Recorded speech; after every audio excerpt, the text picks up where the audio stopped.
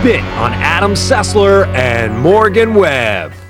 Oh, you can really tell he loves his job. Hello and welcome to Xplay, the show that brings you a first look at upcoming games. And brutally honest reviews of new releases because someone needs to tell you the truth about Rengoku for the PSP. Oh my god, it sucks. Do not buy it. Seriously. On today's show, the game series Adam loves returns in 3D. Yes, Sly Cooper is back, and this time you'll need dorky red and blue glasses to play it. Plus, it doesn't get grosser than performing surgery on your Nintendo DS. Yes, it's Trauma Center, the Japanese game that gives you an up-close look at cirrhosis of the liver. It's like I can see inside myself. Plus, more portable weirdness when we review Nano Stray for the DS. And if you like Final Fantasy, you'll want to watch our latest edition of Games for Cheap Bastard. And last, but far from least, we'll show you what you get when you cross Max Payne with Grand Theft Auto and set it in Mexico.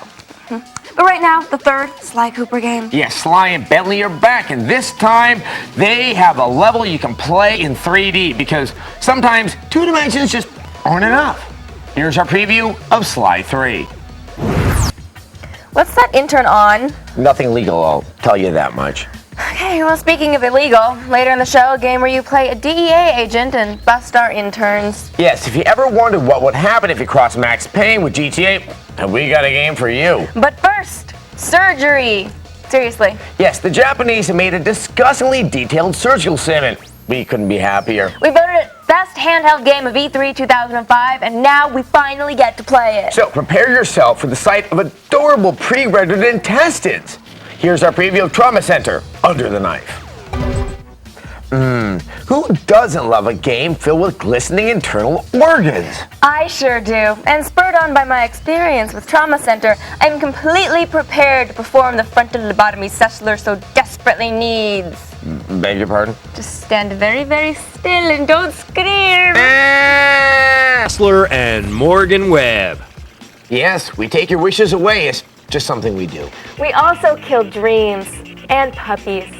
Welcome back to Xplay, the most soul-crushing show on television. We return with the first review of this episode. And if you own a DS, you've probably been wondering, what the hell is Nano Stray? Here's a hint. It has nothing to do with Nano Breaker, the crappy Konami game that allowed you to paint the walls with the blood of your enemies. This Nano game is quite different because you paint the skies with the blood of your enemies, which isn't physically possible. Here's a review of Nano Stray. Poor little lost basset hounds, they are so cute. Puppies. Kittens. Why can women never find me as cute as domesticated animals? I'm adorable, lost, and furry. Trust me, furry looks a lot better on a puppy. Hey! And Morgan Webb. Welcome back to Xplay.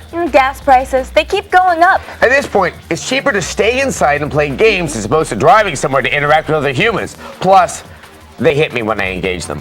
Which is why we have a bevy of discounted games to keep you and your inner cosplayer occupied for the rest of the summer. Here are more games for cheap bastards, sponsored by EB Games. And you have to love the Square Enix characters. They all have impossibly perfect salon hair. And the boys are just as pretty as the girls. Of course, these bargain games will have to tide over the Final Fantasy fans for a long while. Why? Because at this time, there's no official release date for Kingdom Hearts 2 and Final Fantasy 12 won't be out until 2006. Which means you'll have to occupy yourself with one of our bargain games or repeat viewings of Final Fantasy VII Advent Children, that movie. That can't be healthy, right? Really think the big swords are compensating for something? No. I'll keep introducing Adam Sessler and Morgan Webb. Makes sense. Welcome back to Xplay. Every once in a while, a game comes along that sandwiches 2 of our favorite game concepts together. Sandwiches.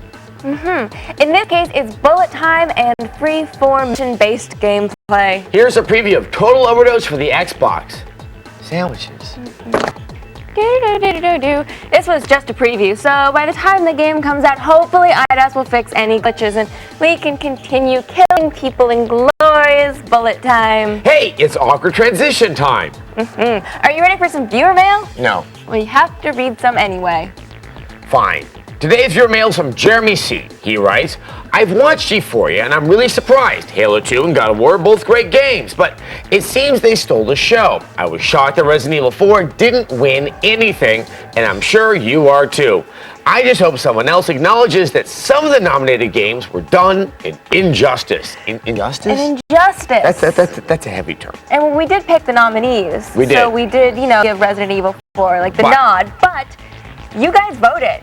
Yeah. The G4 viewers, you guys voted for the winners, so that's the fans giving God of War and Halo 2 the awards. And while I still think Resident Evil 4 is probably the best game to come out in the last year, very few people out there own GameCubes. So people aren't going to vote for games that they don't own. Really, which cause makes sense. effect. Right. They mesh. Okay. It's nice. Really. The good news, later this year, Xplay will have our own awards show, and we picked winners, and the GameCube titles will not be overlooked because we have GameCubes. Unless they suck. However, the G4 year results do highlight a larger issue. Nintendo is dropping the ball over and over and over For and example, over again. the new Zelda game delayed till 2006. Yeah, exactly. I want my Twilight Princess.